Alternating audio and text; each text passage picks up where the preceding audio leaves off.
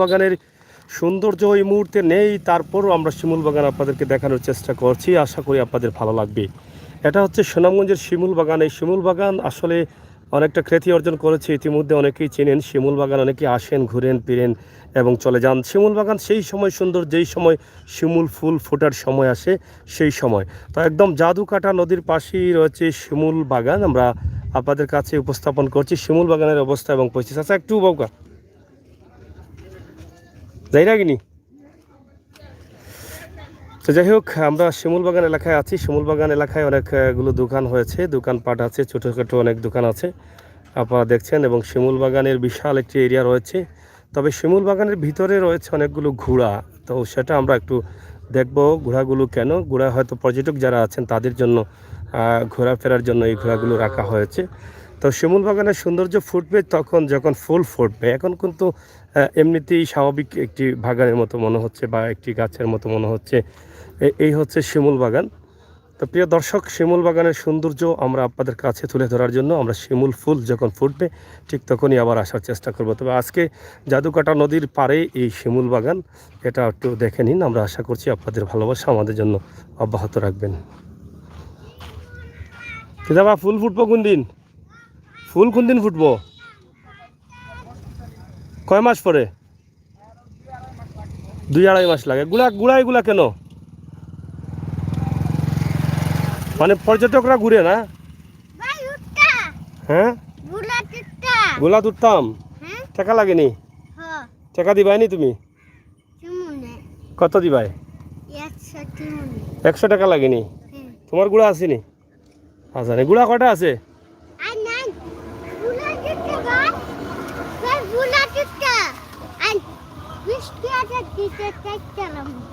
এই যে দেখেন, ঘোড়াগুলো অনেক ঘোড়া আছে শিমুল বাগানের ভিতরে, তারা ঘোড়া নিয়ে চলাচল করেন।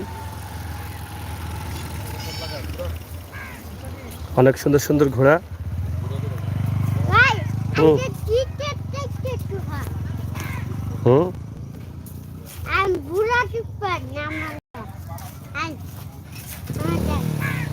এই যে দেখেন, জাদুকাটা নদীর পাড়ে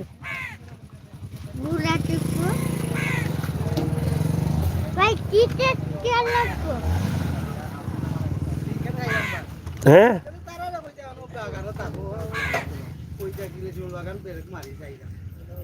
তো যাই হোক, এই যে ঘোড়াগুলো দেখছেন, অনেক পর্যটকরা এসে এখান থেকে ঘোড়া চড়ে বাগানের ভিতরে ঘোরাফেরা করতে পারেন, এই সুবিধা রয়েছে। তবে শিমুল বাগানের সৌন্দর্য ফুটে উঠবে আরও 2 থেকে 2.5 মাস পরে, যখন শিমুল বাগানের ফুল ফুটবে ঠিক তখনই কিন্তু এখানকার সৌন্দর্য ফুটে ওঠে।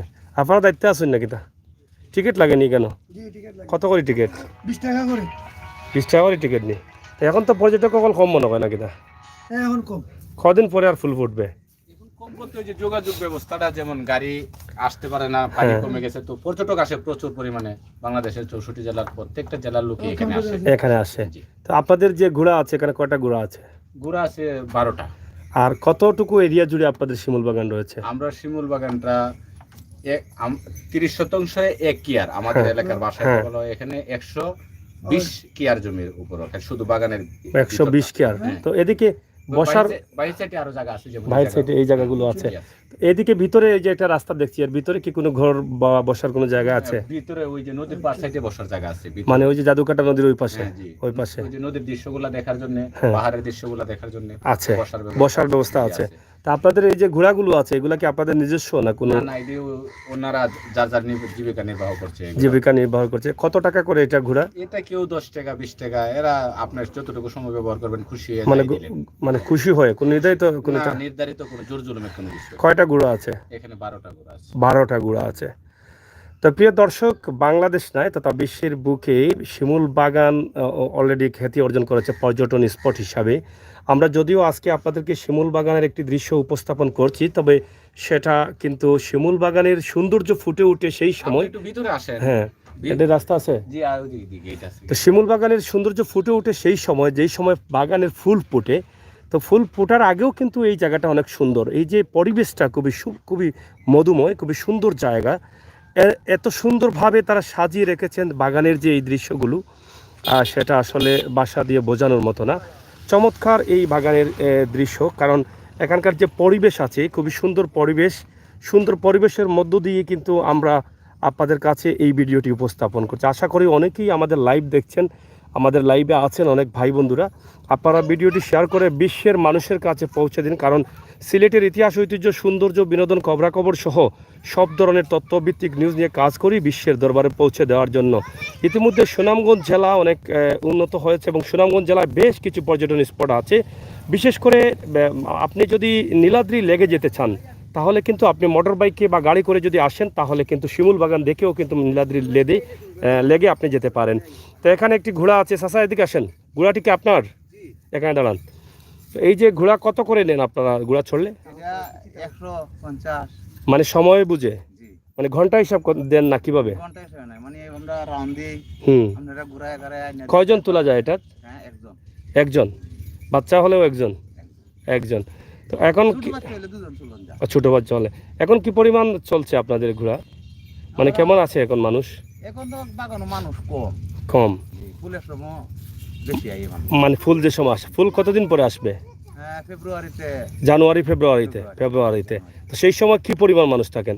এই সময় মনে হয় অনেক মানুষ থাকে, মানে 100-200 মানুষ তো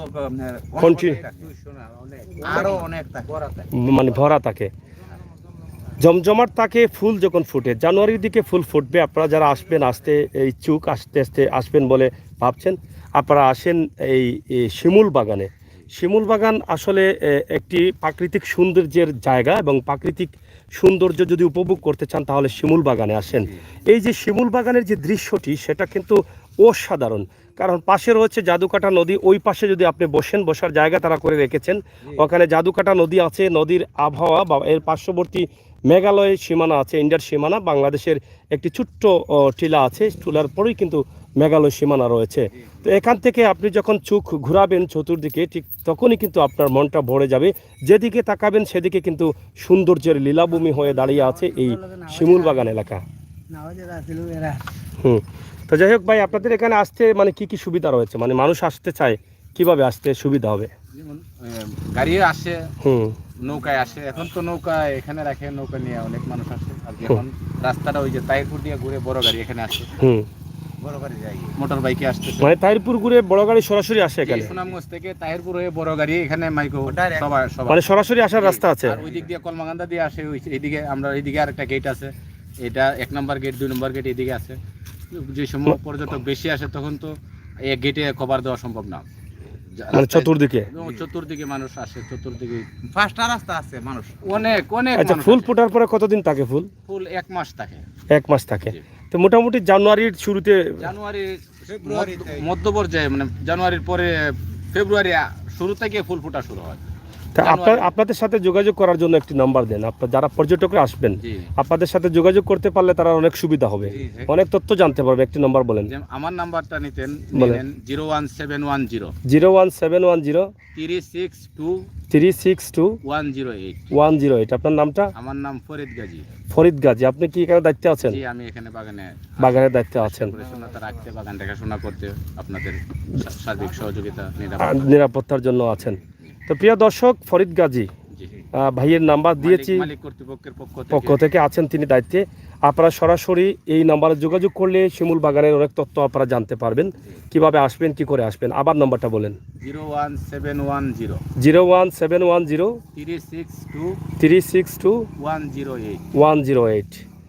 তো এই নাম্বারটি আমরা ফরিদ গাজী ভাইয়ের নাম্বার দিয়েছি।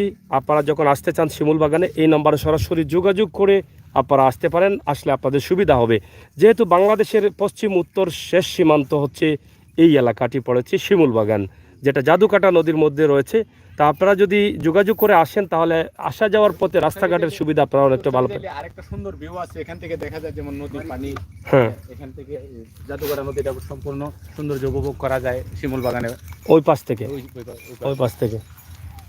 তো যাই হোক, এখানে যেতে তো অনেক সময় লাগবে। যাই হোক, এখানে দেখেন অনেকগুলো ঘোড়া আছে এবং বিশেষ করে ঘোড়ার প্রয়োজনও মনে করি না আমি।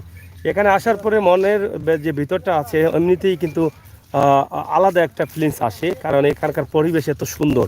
আর জাদুকাটা নদী তো কাছে আছেই। আপনারা দেখেন কি সুন্দরভাবে তারা শিমুলের গাছগুলো লাগিয়েছেন। আপনারা শিমুলের গাছ যে আপনার মালিক কর্তৃপক্ষ এটা লাগিয়েছেন কি কারণে? এটা উনি ওই যে আপনার টাঙ্গর হাওরে গেছেন, হ্যাঁ টাঙ্গুয়ার হাওরে গেছে। আমার বাগান মালিক ওই যে টাঙ্গর হাওরে 90,000 হিজল করস গাছ লাগানো, ওটি কিন্তু এই বাগান মালিকের নিজের হাতে লাগানো।